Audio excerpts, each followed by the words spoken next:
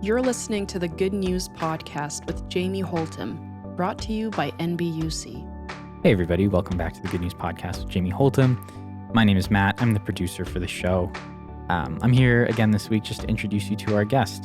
This week on the podcast, we have Urz Heer. Urz is somebody who I find hard to sum up in just a short podcast intro, just by the fact that she's done so many different things. Urz is somebody who is passionate about working in interfaith community relationships and doing community outreach and organization. She gets into how she got into that career in this episode, as well as how her and Jamie met back in the day, which is a great story. Yeah, thanks for tuning in, and we'll see you next time.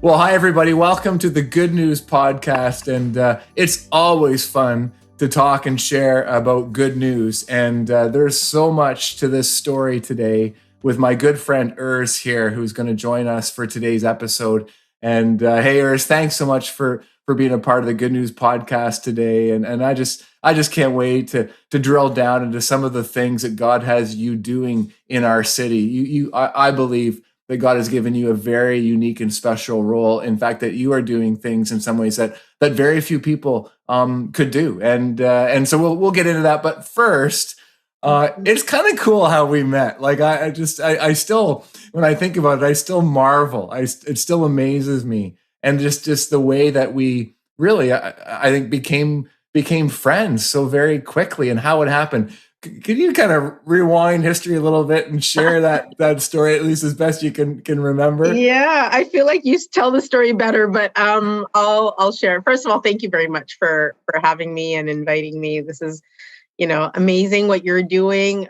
Sharing good news is something that I think I'm just going to start off with. I think this is just amazing that sharing good news is really what people need to hear, and it's been a really tough year with the pandemic, and we've been inundated with news about COVID and the rising numbers, and then the new variant, and just all the struggles that people have been going through. So hearing good news in the midst of this pandemic, I think is just wonderful. And I think the city is so blessed to have you really leading and leading the way in trying to, do good for people. And I think you have a special gift from God.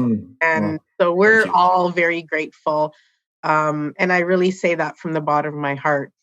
How did we meet? It was funny because I think I had, I might have still been in university, and I was working at a Tim Hortons on Peter Robertson, and I was finishing my shift, and I saw you sitting there working, putting your notes together. I didn't know who you were, and I don't even know how this conversation started, but maybe I was being nosy and I asked what you were doing, and you might have said, "Oh, I'm the pastor at North Bramley United Church," and I thought, oh, okay. And I think we sat down, we had a conversation, and we really connected. And I'm sure there's more, masala that you'd like to add to that. But I just really felt this amazing connection. And, it was just such a beautiful conversation. It was the end of my shift. I'd worked the midnight shift. So you were there preparing before church began, and I was finishing my shift. And while I was tired, I just wanted to keep talking to you, but I couldn't keep you from preparing your notes. So I let you go, but I think I probably saw you a few times after that, immediately, doing the same thing. And then we just stayed connected over the years. I think you invited me to the church a number of times, and, I was doing interfaith work at that time. Pope John Paul had come into the city in 2002 for World Youth Day. I organized this Catholic interfaith youth dialogue, and my world just sort of continued in the interfaith sort of pitter-pattering with the churches and the synagogues, and That was kind of like what I did on the side. In the meantime, I had my real job and I continued to work and, do what you needed to do to put, pay the bills. But, my passion has always been to, really try to break down those walls and build understanding. I think that's so important. Yeah. Oh, absolutely. In our city in particular, now more than ever before. And I that's exactly what I remember too, as far as us meeting at Tim Hortons. And the funny thing is, Urz, that I was, I don't know if I ever told you this, but I was actually there on Sunday mornings because our kids were young, and it was just, mornings were just a really kind of insane time. And so I just needed to get out on a Sunday morning, just have a little bit of quiet time to kind of get ready for Sunday for worship. And then, I had my Bible open and you were just asking, we were just chatting about it. And I remember, thinking as it happened, that I had like two things going on. One, I just wanted to keep talking because I was so enjoying getting to know you and connecting in a deep way, like about really deep stuff, big stuff. And just that openness that was between us. I mean, we were coming from, in some ways, different faith backgrounds, but that was never a barrier. In fact, I felt like that almost connected us even in a deeper way, and a more, just wanted to get to know each other a little bit. And and then so I had that, and then I also had I got to get ready for Sunday, and I remember we always kind of managed our way through that, which is awesome. And I remember your graciousness too, I remember one time, because I'm a hugger, right? I think what I'm going to say. I remember we were sort of getting to know each other as becoming friends. And I remember one time I hugged you, and I could tell that I shouldn't have, and I hadn't even thought, and because culture was, and you were just so gracious, with me, and we've found lots of other ways to just be connected. It's all good, but I love the graciousness with which you allowed us to connect. It was really awesome. That's who we are. And oh man. So I think, God does things in his ways, and there's always, a reason why we meet people at different times, and, the reason, season, and lifetime. I believe in that. I think some people, they come into your life for a purpose, they fulfill their purpose and they leave. I think it's actually a Christian sort of thought, but I think it applies to everyone. I think there are people that are there for a little bit longer and they help you a little bit, through much more. And then there are people that are there for a lifetime, and you are there for a lifetime. I'm not letting you go. Oh, well, I feel the same way. And that is one of the cool things. We've both been around Brampton for some time. And I think there is value in that, eh? Like I know, in my world, my circle, my little leadership circle, there are people who I don't even know if you really know them that well, and they don't even, but because of the connection you and I have, they oh, it's Urz. Okay, yeah, let's hear from Urz. Let's do it. There's a trust and respect because of the history, I think, and the depth of connection that we have. And man, just so important from a leadership perspective, from trying to bring change and impact within a city, like we're trying to do, and together. Yeah. Or as you mentioned about just being involved for that's been a place where you've been for some time, as far as bringing different people together, different cultures, different faiths. Where did that come from? If you think back to how did that get started? Even because and it's okay. We're all different. We're not it's all good. Some people kind of like to keep to their own, and that's okay. They're still living a good life and blessing people, and it's all good. But there's some people like yourself, I think, who, again, almost God made to bring different groups of people together. The personality that you have, the openness, the relationship abilities, all these are things that I see in you that help you do that really, really well. But where did that start? You get a sense of where did that come from for you as you think about your life? So I didn't really grow up in a very religious home. I think, my parents had come to Canada in the late 60s, and, they were just trying to adjust to this country. It was a new world. There was a lot of racism they had to face. It was a struggle for my parents as new immigrants, although my dad had lived in the UK for about 10 years prior to coming to Canada in 68. Him and my mom got married, and then she lived in the UK for about 6 months before coming here. But, like I remember hearing their stories of, them getting on a bus and facing the racism and, in the hospitals or, etc. So, I mean, I think, that's a common theme for a lot of, immigrants that come here, that have come here long ago. I think today the society is a little bit more different, and there's a lot more things that, I think we've come a long way when it comes to accepting differences. But, so as I said, I while my family wasn't very religious, I had it in me. Like, I don't know why. Like, we were sent to, I went to Sunday school. I used to sing, Jesus loves me. My neighbors who are Catholic, they took me to, Sunday school with them. We celebrated Christmas with them, Easter, they brought a tree over. So we had that influence. And I think that might have been part of my openness. Though we were also I guess my family was also concerned that, we couldn't lose our own faith. So, we started learning in our Saturday school. So Saturday I would go to the Islamic school, and then Sunday I would go to Sunday school. Very confusing. But I've always had this sense of spirituality in me. And, we pray 5 times a day, and I started learning how to pray early. And I would remember, nobody else would be praying with around me, but I would just pull out my prayer mat and I would start praying, because I just felt like there was something that, was there, that God was there listening to me, and I would talk to him, and I would be angry at him, and I would have conversations with him. And then as the years progressed, after school, I remember getting a pamphlet from the church across the street, and I would just go across and I would go to church, and I would sit there, and my mom would be worried because it's 6:00 and I'm not home yet. And she would be thinking, where is she? And then, here I come strolling out with my papers and coming out of church. So I've had a very interesting past.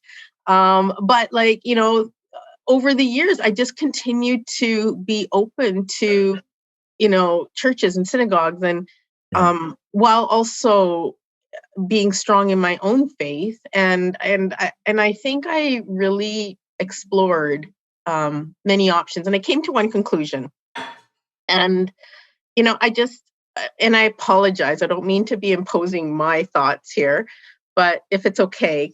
Absolutely. No, we're good. Okay. Yeah. So, we believe in all of the prophets, from Adam, Noah, Moses, Jesus, Abraham, Muhammad. Sorry, I mixed up the order, but there's 124,000 prophets that we believe in. And every time there was a prophet, every time the world was a mess, a prophet would be sent down to correct whatever that mess was, and then, preach the word of God, believe in God, move on. Okay. And then again, the world will be a mess, and then the prophet could be brought down, and he would say, okay, guys, believe in God, do good to each other, be kind, and move on. So over the years, that's sort of the gist of the messages. And, whoever was around at the time of Moses became Jewish. Whoever was around the time of Christ, became Christian, and Muhammad became Muslims. And while each had their name, I think it was always the same religion. I think it's always been the same God, and it's always been the same messages. Aside from obviously there's details that, that are specific to each, but really the message has always been the same. So in my mind, we're doing interfaith because we're trying to build bridges, and we're trying to find commonalities, and those commonalities exist because we have the same God, and we have the same message, and we're supposed to be good and kind to each other. And we're supposed to share, messages of kindness and peace. And why can't we live in this world, in a peaceful way together? And so my my work in the interfaith world has kind of been around that. Like, let's build this better world. I know it sounds a little utopian, but I feel hopeful that, each person we touch, and it's not like with the intention of, converting anyone from one religion to another. It's really just connecting, because I think our hearts connect. And we deep down, we want to do good, and we want to be kind people. And I don't think we want to be bad people. I mean, there are bad people, but I think really, like, underneath it all, we really just want to live in harmony with each other. Yeah. It's really cool how you've been exposed to different cultures and faiths in a way that has kind of set you up for this unique role, and that's so.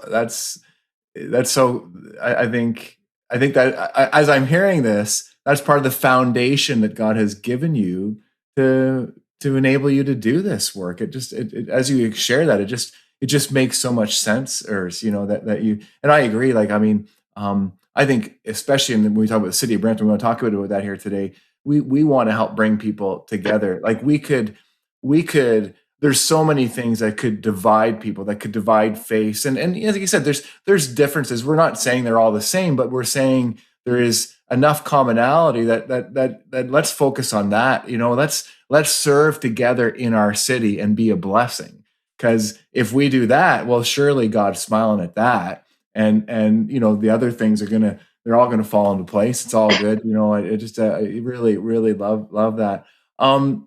For you, as you've worked at this, what are let's start with some of the ways that you have you've experienced just a blessing as you've brought different people together. Maybe there's an example of you've been leading so many events over the last number of years that bring different people together. What's an example of one where you've really seen it working, where people are coming from different places but coming together? And I mean, my sense is one of the challenges we face as a city in Brampton, where there is such a beautiful eclectic mix of people, is for us to move well beyond tolerating one another. Tolerating one another is much better than not tolerating. And I guess just want to be careful, because I think in the lands that you and I live in, for the most part, and where our heads and hearts are, for the most part, we've moved past some of those challenges, but it's not everyone. And there are pockets of racism. There are things that we've actually learned this year, probably more than ever.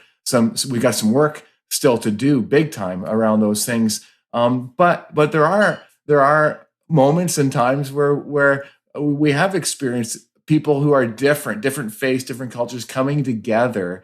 And I think that's where we want to keep working towards, not just living in our different worlds. Honor those worlds, appreciate those worlds, respect those worlds, learn about each other's worlds and faiths. Like, all of that, is so healthy and good to me. But there's, how can we come together to serve together, to make a difference together, to play together, to enjoy life together? So yeah, long intro to this question, but where have you seen that happening in some ways? Because I think we want to that, because that's good news, and we want to help see more of that happen, in the days and years to come. So I'm blessed to be working at the city with in the mayor's office with a great mayor, people of the city. I'm going to first talk about, his vision was always, let's bring everyone together and let's make this city reflective and representative of who we have, in Brampton. And, that's sort of okay, let's make that happen. So, go, we put together things that had never been done before, first time in Brampton, doing things like, I'm going to talk about the virtual Ramadan. We had Black History Month, but we made it bigger. We've never had a Ramadan event, and we had this amazing Ramadan event at the city, where it was we had laid down these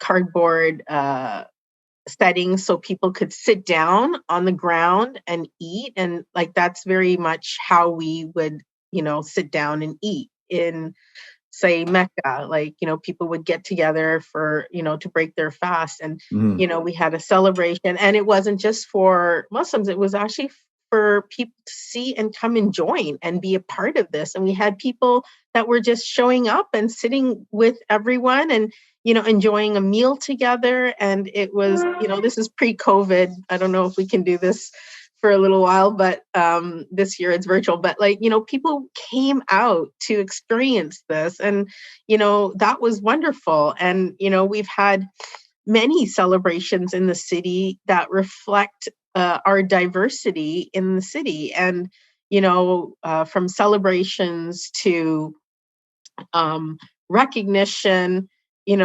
These are, ways that we were able to say, hey, this city is for everyone. And we want everyone to feel included in this city, in the celebrations. We want to recognize and showcase some of the different celebrations that we have that make us unique. And, one of the first, celebrations anywhere in Canada was the Ramadan event. And, I mentioned that again, just because, we didn't think that we would ever be able to, get to this point where we could showcase, our celebration. So it was very nice. But many celebrations across the city. I think the first one was the Chinese New Year. That was never done before.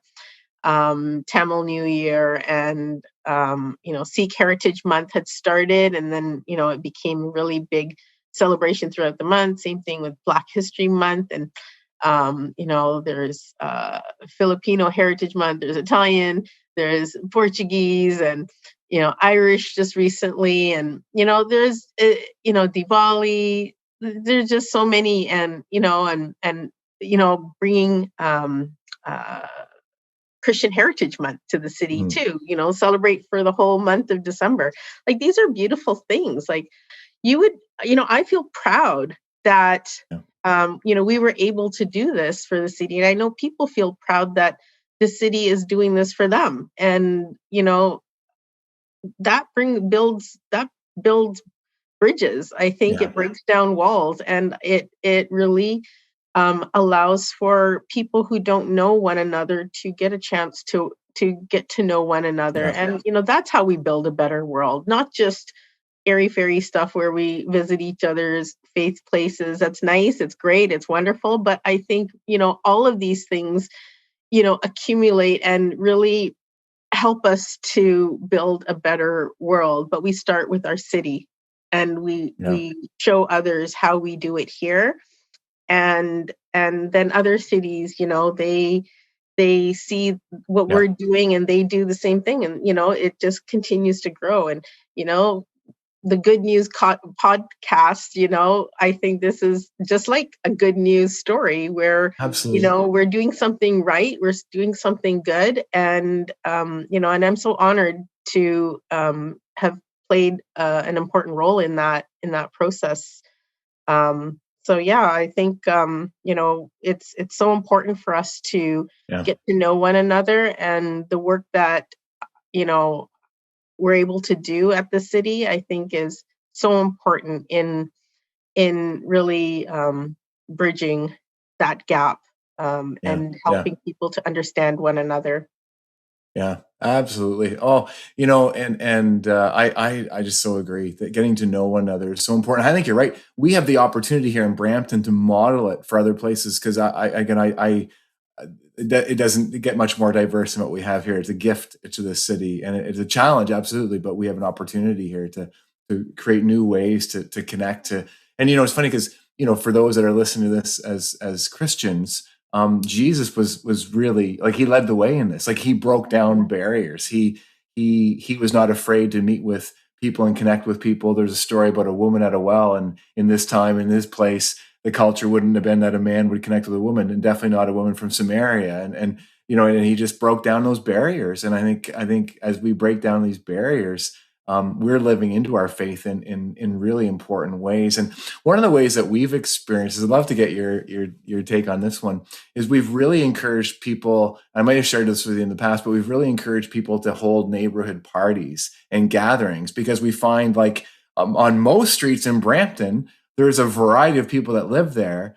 And often people don't know each other for all kinds of reasons, including just the pace of life. And, before COVID, people were coming and going, but don't actually stop necessarily to talk or know each other. So we've been encouraging these neighborhood parties over the last several years, and really have this vision of really trying to grow that. Like, imagine that every neighborhood, in Brampton, having a get together once a year, even. And what'll happen is, guaranteed, is it won't just be once a year, because once people actually connect, I know we can't right now because of COVID, but the day will come when we can. But people, once they do, like, they just want to connect more. Hey, we should do more things together over the course of a year. And we're finding, like, people wave at each other differently. When I know that person who drives past my house every day goes to the hospital to work because they're a nurse or a doctor, I wave differently, because I'm blessing them. Like, there's just these different connections. And what we found is as well as food actually plays a really important part of that, because our different cultures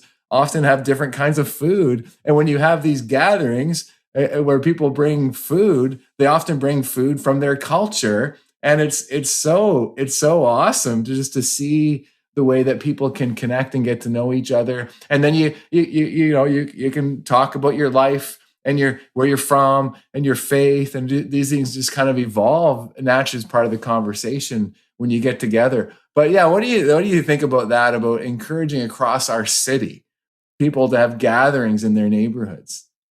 I love the idea of neighborhood parties. And I know that the city had even given prizes to, like, the best neighborhood party. I think there's an area on Autumn Boulevard that has received the award a couple of times. But I think, and I hope we can come back to those times when we can, just say, hey, we're having a barbecue. Everyone bring your hot dogs or veggie burgers or samosas or whatever. And, and you set up, like, a long table, and the community, neighborhood gets together. I think, those are the best.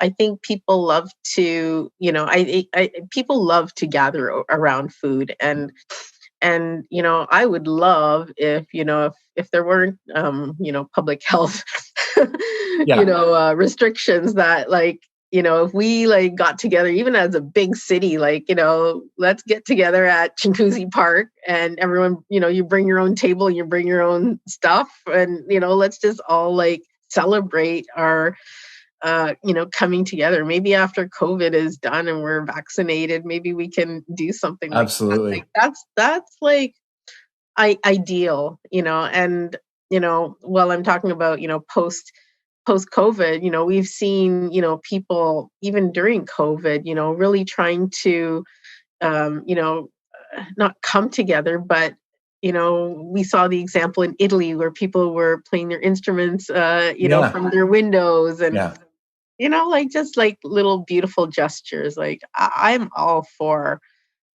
things like that, like, where we can, come together and celebrate and really, have a good time and celebrate that, we survived the pandemic and got through it.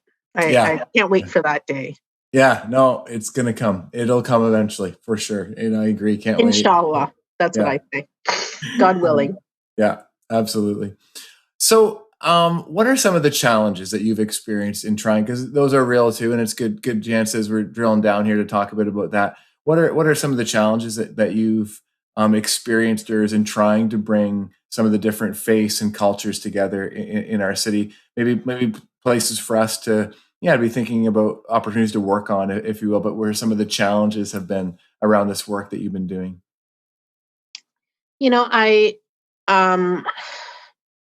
I think everyone has, so much going on in their lives. And I'm going to actually probably just speak from the interfaith perspective with faith leaders. So I am co-chair of the Interfaith Council of Peel. Also, so to assist with the region and the city. We've held various faith gatherings together and on Zoom virtually for all faith leaders, for specific community faith leaders. And I think, we just all have so much going on in our lives that finding the time to set aside for, some of the times that we gather, I think that's always, going to be a challenge. And, trying to make, see the vision of, why we need to set aside time for this important work. I think sometimes that becomes a challenge in being able to, prioritize. I think sometimes that comes in the way, but I think for the most part, when it comes to, coming together, I think, we've been able to, we've had successes, and I think it's just something that we have to continually work on. I know how busy faith leaders are. They not only have to, lead congregations, they also have to take care of their congregational needs. There's spiritual needs. There's, people going through issues, whether it's domestic, family issues, whether it's issues with their children, and helping to guide or counsel. There's a lot of responsibility on faith leaders, and I realize that, I understand that, and I think there's not enough people to do all the work, and I think we just all sort of need to try to see where we can step in to help. I think that can assist. But I just want, you asked about the challenges, and I think those are the challenges. I think, the struggle is real. I think the work, I know faith leaders are overwhelmed,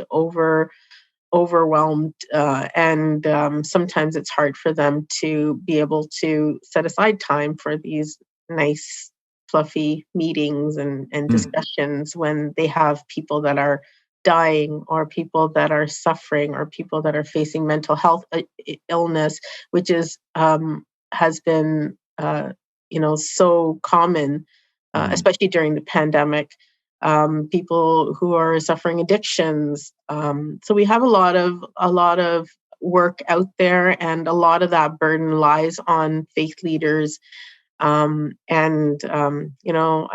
pray that they have the strength, because they're leading us through this, even before the pandemic, but especially during the pandemic. So I think hopefully we'll be able to get through this time, but we keep trying. We keep trying. We keep working, and we do our best. Yeah. And no. That's it. Yeah. Yeah. No. I hear you, and I think maybe part of it is to see the work of bringing together, and maybe that's where the bigger vision comes in, where this isn't just another busy project. This is really important. Like one of the key, I think, things we need to do in our city is to have the different cultures and faiths working together. That's going to be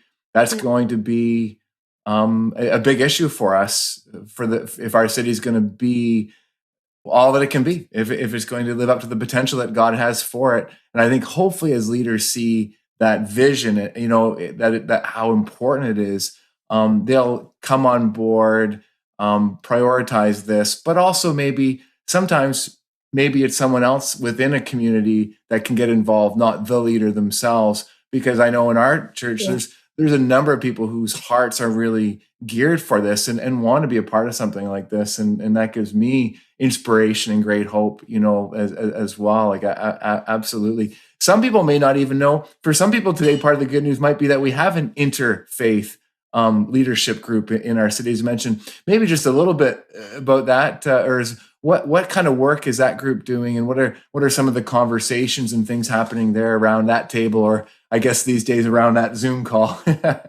Yeah, I love that you asked about that because it's very near and dear to my heart. The Interfaith Council of Peel, I've been around. It's been around for about 20 plus years. I've been with the Interfaith Council for about 12 or 13 years, and it's just a number of faith leaders, members, and members of the community that have come together to address the needs of the interfaith community, really come together and, have that dialogue, but also see where what work needs to be done in Peel to, work with our municipal or regional partners and, you know, and do different, things that bring people together. So, there's about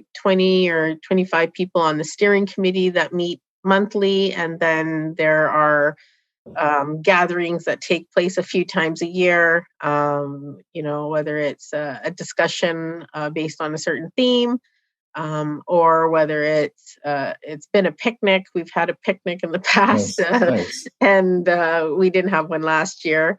We were thinking of having one virtually, but maybe we'll have a real one this year. Let's see. And then an AGM where we recruit more people and see who would like to join. And we have an interfaith prayer breakfast that actually kicks off the beginning of the year too. So during World Interfaith Harmony Week. So that's sort of a worldwide initiative that we usually partake in. It's just great to have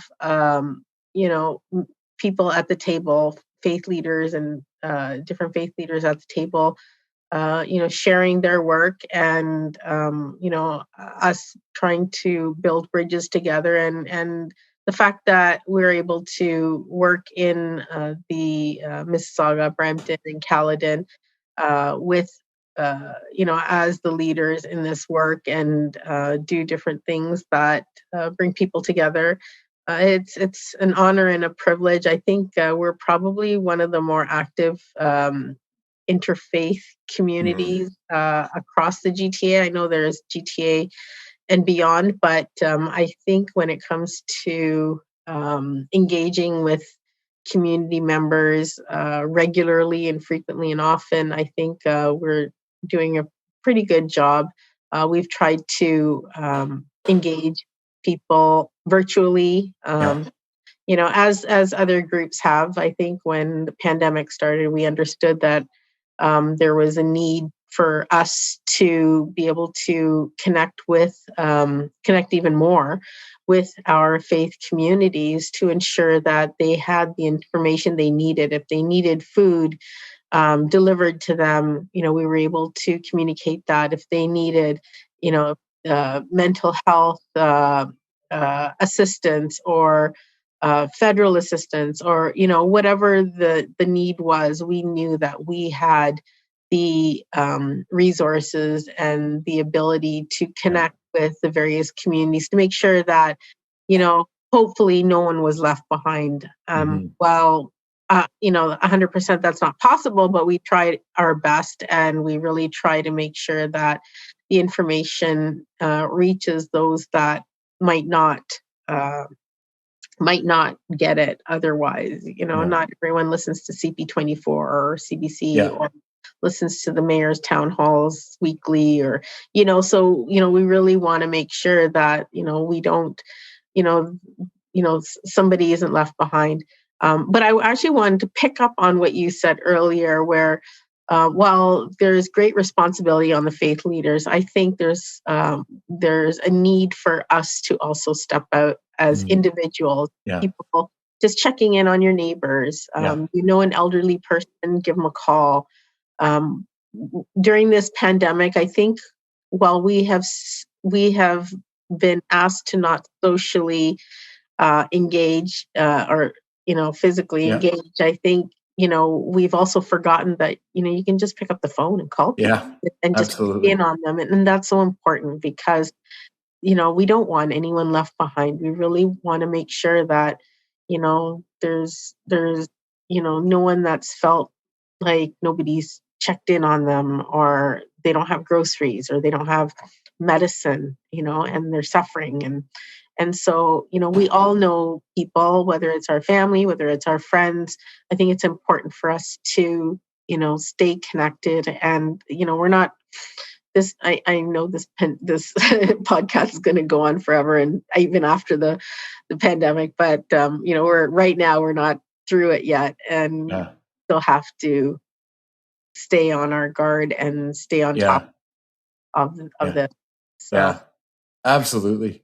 Oh, thanks, Urz. I think that's a great encouragement. That's a great, maybe we can toss it out as we bring things to a close here, almost as a challenge for people who are listening and watching today to make that call, to make that connection, and I think, we talk about this good news coming from God. This is out of our faith that we do these things. And we have a God who has connected with us and invites us to connect with others, however that might be. Whether it's smiling at somebody as you walk past them on the street, and maybe not always, we've talked about this before, is with the different cultures, we have different reactions, but it may not be, but just there's different ways to connect, to say hello, to say good morning. Smiling is important. Smiling is very important. Like, even if you don't say hello, if you smile, that's good. Like when you're walking down the street and you're doing your walk and you just smile at the person, I think that makes their day. And right, because if someone doesn't speak your language, well, they know what that means. That means that there's a connection. There's a connection.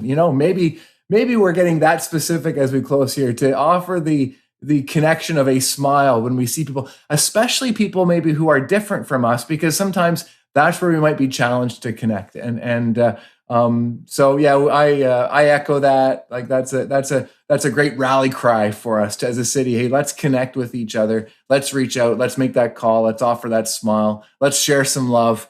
And that's always good news whenever those kinds of things are happening.